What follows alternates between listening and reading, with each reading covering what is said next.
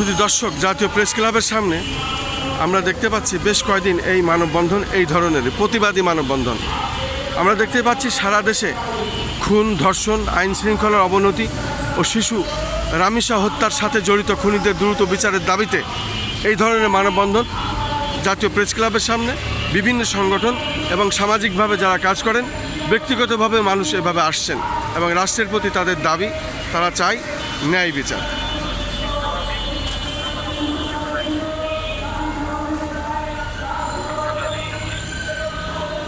আসলে দেশের মানুষ স্তম্ভিত হয়ে গেছে। সারা দেশে খুন, ধর্ষণ, আইন শৃঙ্খলার চরম অবনতি, যা আসলে কল্পনাতীত।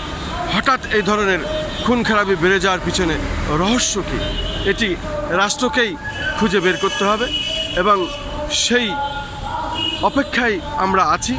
মূলত নতুন সরকার, এই গণতন্ত্র যে পুনরুদ্ধার করে যে সরকার এসেছে, আমরাই সেই সরকারকে এনেছি। আমরা সেই সরকারের প্রতি এই দাবি জানাবো, এই ধরনের খুন খারাপি যেন এই দেশে আর না হয়।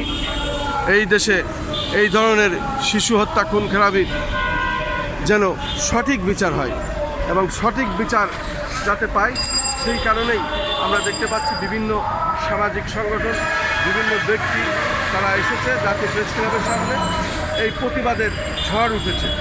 মানুষের সংখ্যা কম, কিন্তু বিষয়টা অনেক বড়, বৃহৎ, সারা দেশের চিত্র এমনই, এটা আমরা আশা করি নাই। বিশেষ করে এই গণতান্ত্রিক সরকারের কাছে আমরা ন্যায় বিচারের প্রত্যাশায় জাতীয় প্রেস ক্লাবের সামনে এই ধরনের ঘটনা আমরা দেখতে পাচ্ছি। ধারাবাহিকভাবে মানুষ আছে, তারা শুধু ন্যায় বিচার চায়। আমি খন্দকার মাসুদুজ্জামান, আমি আমার চ্যানেলগুলির পক্ষ থেকে ধারাবাহিকভাবে এটা আমি প্রচার করে যাচ্ছি এবং রাষ্ট্রকে জানান দিয়ে যাচ্ছি।